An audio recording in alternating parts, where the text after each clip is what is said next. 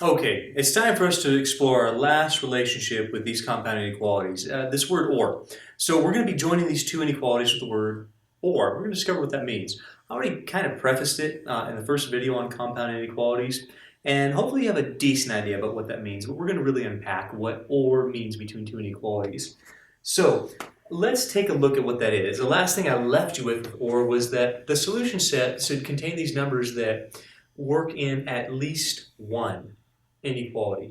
Could work in one, could work in the other, could work in both. All the values that do that are going to be in the solution set. So I want you to look at and think about x greater than 3 or x less than or equal to negative 2. Can you think of numbers that satisfy both? Can you think of some numbers that are bigger than 3 and at the same time less than negative 2? Well, no. Could you think of some numbers that are bigger than 3 or less than negative 2? Well, sure, lots of numbers. Numbers are bigger than 3 or less than negative 2? Well, 4, 5, 6, 7, negative 8, negative 9. Numbers 4, 5, 6, 7 are bigger than 3. Satisfies one of them. Numbers that are less than negative 2, like negative 3, negative 4, negative 5, negative 6, satisfy the other one. There's no numbers that satisfy both, but that's not what OR is asking. How about this? If I asked you to raise your hand if you had a cat or a dog, I'm not asking, do you have a, raise your hand if you have just both of them. I'm asking, raise your hand if you have a cat or a dog. Cat or a dog. And if you have a cat, you're going to raise your hand. If you have a dog, you're going to raise your hand. If you have both, you're going to raise your hand. Or is less restrictive. Or takes into account if you satisfy one inequality, or the other one, or both. You're part of that solution set. So, this is not about solving, okay? We've already just beat to death solving linear inequalities. It's the idea of unpacking the relationship of the word or. So the word or, let's pretend we've already solved these. Just like and, we're going to graph both inequalities on the same number line. So it's important to put them in order. Here's 3. This is written perfect. My variable's on the left-hand side. I love that. Goes to the right with the parentheses. Do you know why? It goes to the right with the parentheses. Negative 2's over here. We're going to go to the left with a bracket. Do you know why we're going to the left with a bracket? The answer is yes. Awesome. The answer is no. You have some videos to go back and watch there. The real question is, once you've discovered how to make your number line out of these inequalities, can you interpret what the word or means? We just talked about it a couple times. Here's what or means. Or says, I want the numbers that are bigger than 3 or less than negative 2. I know there's no numbers that do both. That's why we don't have an overlap. I don't care about having an overlap with the word or. Solution set does not need to overlap. Basically, I don't care about this. I'm more looking for this, like 99% of the time with or. They're going to end up looking like this. I'm just looking for numbers that work, period, with either one of them. So I'm going to take all the numbers that work for more than 3. I'm also going to take all the numbers that work for less than negative 2. Basically, with or, you're looking for anything you've shaded. So let's wrap it up with like as concise as I can make it. And says double shaded only. Or says any shading periodly. Periodly, that's a new one. And is overlap. That's the only thing you can accept for and. Or says any shading regardless. Overlap or not, I don't care. So let's take a look at it. Where do the working intervals, 2, plural, actually work? Well, there's this one over here. Remember where that starts? Does that start at negative 2? Or does that end at negative 2? It says the starting point is way that way. Intervals are always written from left to right. So this interval starts at negative infinity and it ends at negative 2. Parentheses, bracket. But there's another one. It says the only numbers that really don't work, the only ones that are not in my solution are these ones, because they don't work for either. Like if I asked you raise your hand. If I said raise your hand if you have a cat or a dog. You're going to raise your hand for the cat people, you're going to raise your hand. Dog people, you're going to raise your hand. Both people are going to raise your hand. The only people who aren't going to raise their hand are people that have neither. That's the only non-solutions to OR are the numbers that do not work for either one. So the numbers between negative 2 and 3, basically like negative 1, 0, 1, 2, 3, and all the decimals between. So the working solutions, there's 2 of them. Here works for this. Or 3 to infinity works for the other. Either one or the other, or both. We don't have any both, but that would work too.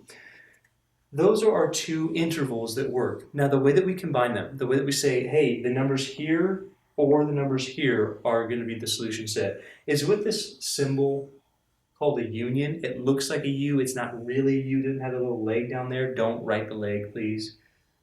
That stands for the word or in math. The stuff here or the stuff here. The stuff here or here works.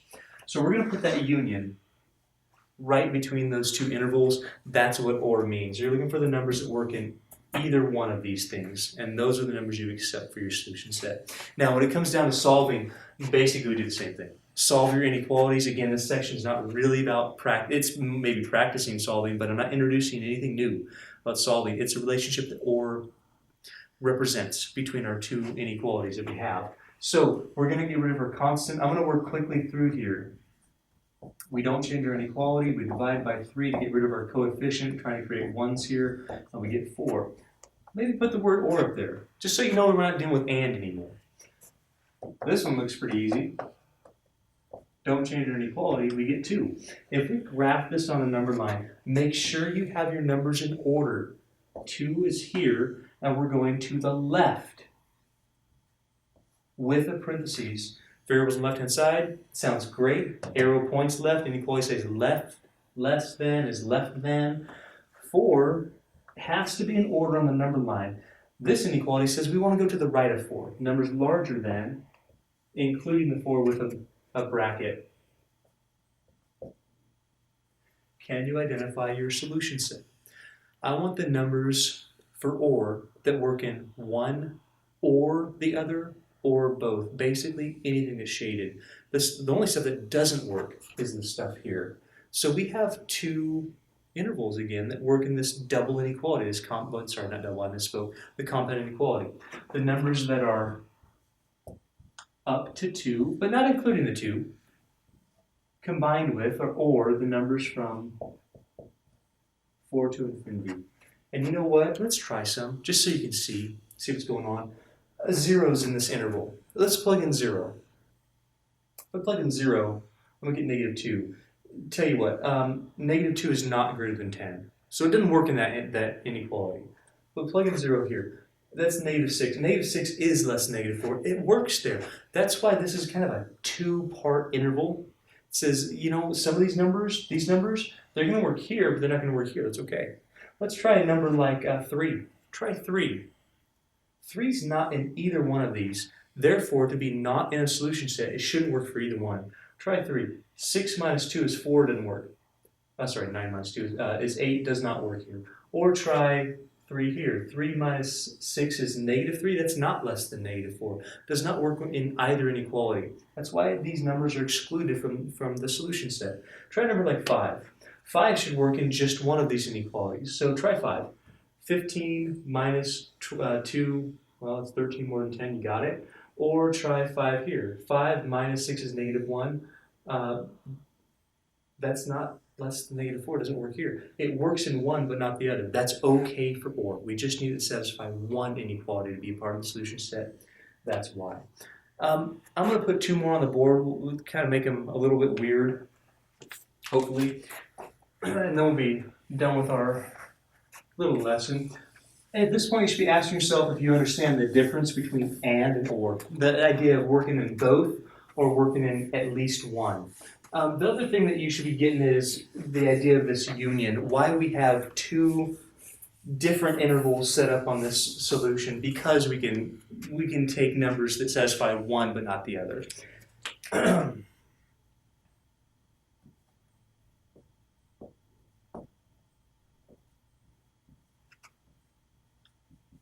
If you're quick at solving this, if you want to give it a try on your own, try this.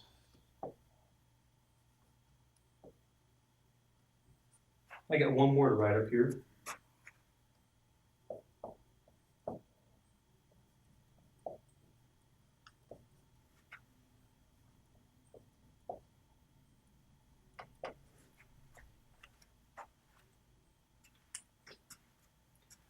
So we're going to burn through the solving part of it. That's not really the nature here. The nature of this lesson is to discover what OR means. So let's take a look at this.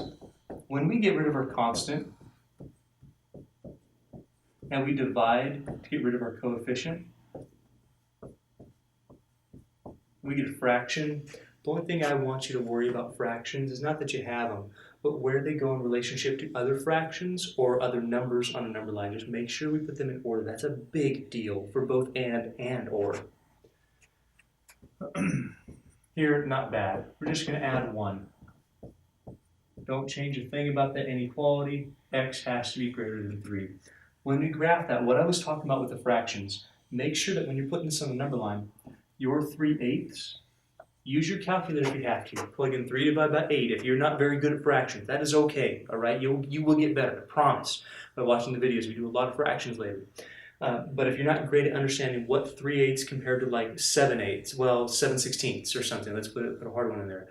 Divide them on a calculator. Take 3 divided by 8, look at the decimal. Take 7 divided by 16 for 7/16, look at the decimal. That will help you put them on a number line. 3/8 compared to 3, pretty easy. We know that 3/8 are going to be less than 3 because the numerator being less than the number says that's less than 1 anyway. It's got to be less than 3. So we're going to go to the left here.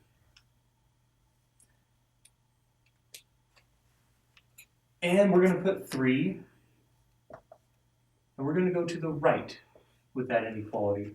Yeah, there's no overlap, but who cares? I don't have the word and. If I did have the word and, would I have a solution? If I had the word and, would I have a solution? Do I have an overlap? And only takes overlap for solutions. I would have no solution for and. Do I have a solution for or? Sure I do. Stuff that satisfies here or here, no problem. I can take all of this stuff, combine with all of this stuff, and it will satisfy at least one inequality. There's nothing that satisfies both. That's why and would not have had a solution.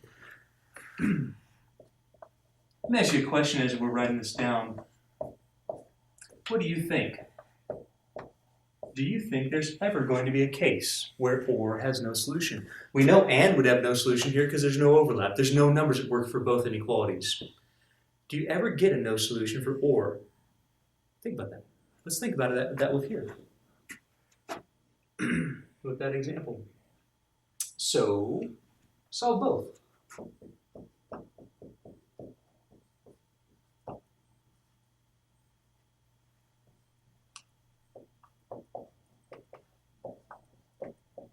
I should be pretty good at solving at this point. We know how to divide. We know when to reverse our inequality and when not to. So adding 7, no problem, we get 6. Don't change the inequality. Adding 6, we get 8. Divided by 2, we get 4. And when we put this on the number line, let's start with the 6. Here's 6. I'm going to use a bracket because I'm going to include that value that makes the two sides equal. That's what that tells you. And I'd be going to the left. All the numbers less than 6 are to the left of 6. Arrow points left. It's in order. Looks really good to me. Now, I'm not used to this with or. Most of the time with and, yeah, we get this crossover. Most of the time with or, we get this non-crossover. That's what you're going to see of this a lot of the times. Don't cheat at it. Don't cheat at it and just take the numbers up to 4 and the numbers past 6 because it can burn you. If you cheat at this and you don't do the number line, you're going to miss this problem. I almost guarantee it. You see, 4 is not to the right of 6. 4 is to the left of 6. It's over here. And that tells you to take the numbers greater than 4. That's with a bracket, sure, but it's going this way. You have an overlap. Let's explore this for a second. Don't just gloss this over. This is a big deal. If I'm asking for the word or, it's different than asking for the word and. Does this have a solution? Sure. Would and have a solution? Yes. If I ask the word and, your solution would be the overlap, the double overlap, the 4 to 6. That would be your solution for and. But or is less restrictive. Or takes this. Or is the cat and the dog, or I've used the dog in the boat before. If you raise your, if I say, raise your hand if you have a cat or a dog. Cat people are going to raise their hand. That's all these people. Dog people are going to raise their hand. That's all these people. People who have both are also going to raise their hand. So, I'm going to say 2 statements here. Number 1, if you have an overlap with the word or, you basically include the entire number line. Or says, I want the stuff that works here. I want the stuff that works here. I want the stuff that works for both. I want everything. That's what or means, is one or the other or both.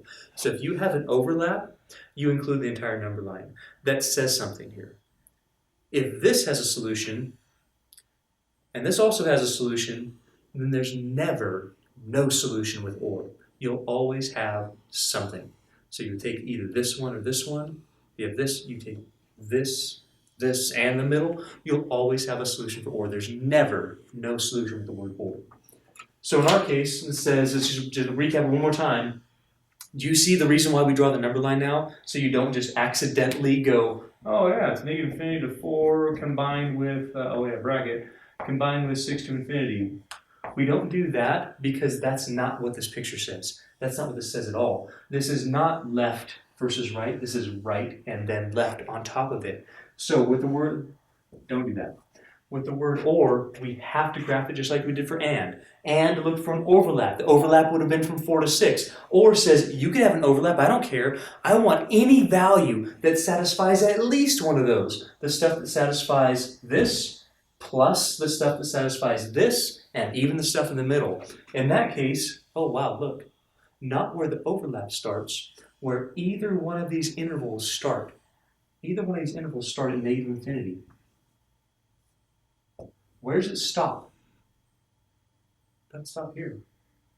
The black one stops here, but the purple one was overlapping the whole that time. It's going to continue. So the intervals don't stop. For or, if you get an overlap, it involves the entire number line. All the numbers here, up to 4, all the numbers up to 4 work in this inequality. All the numbers between 4 and 6 work in both inequalities. All the numbers after 6 work in that inequality. So there's never a number that doesn't work in one of them. It's a weird way to say it, but that includes the entire number line. Any number you plug in is going to work in at least one of those. Try it if you want to. If you don't believe me, try any number you can think of. It will work in at least one. These numbers will work in both of them.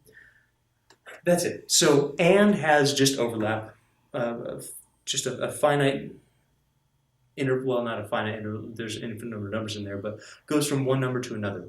That's how and works for intervals most of the time. Sometimes we get this overlap where you can take the one that's more restrictive, or most of the time it looks like this. Take one interval, combine with another one with that union. That's okay. If we have an overlap with or, it would include the entire number line. Crossover plus the stuff that's not crossover, everything. The last thing I want to explore, last little bit,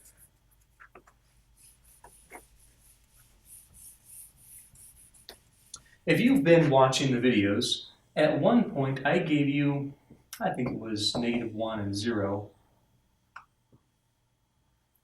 I gave you this interval a while back where we had numbers greater than 0. We also had numbers greater than or equal to -1. So greater than or equal to 0, greater than or equal to -1. And I asked you this, let's explore it the last time. If I ask you what numbers satisfy both inequalities, greater than 0 and greater than -1, it would just be the double shaded. If you got anything out of these lessons, it means that and is an overlap. Okay, and is where the shading overlaps.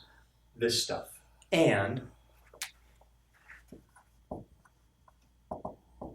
your solution would be from 0 to infinity inclusive, because that is the number to satisfy both inequalities. For the word or, the only thing that's not included with or is the stuff that's not shaded at all. With the word or, having both works for or. Having just one works for or. So for the word or says, I don't care if you satisfy both. That's an and thing. I just need you to satisfy at least one inequality. So here you don't satisfy anything. I'm sorry, you're out the game. But between -1 and 0, sure. Hey, that's covered by one inequality. All the numbers here would satisfy at least one inequality. All the numbers here satisfy both inequalities. You're also included. So with or, you'd go from -1 to infinity. Do you understand? Do you understand that? Do you understand why the and is more restrictive than the or? The and requires double shading, the or requires just at least one shading. That's the difference between and or. I hope I've explained that thoroughly enough for you. They can get confusing, especially when you're doing all this other stuff that you have to do, other classes, if you're taking other classes. If you're just in math, it's still confusing because we have lots going on, and I get that. The main thing to focus on when you're dealing with compound inequalities is whether or not you have an and or an or. And you are looking for an overlap, no matter what. If you don't have an overlap, you have no solution. Or, with or, you will always have a solution.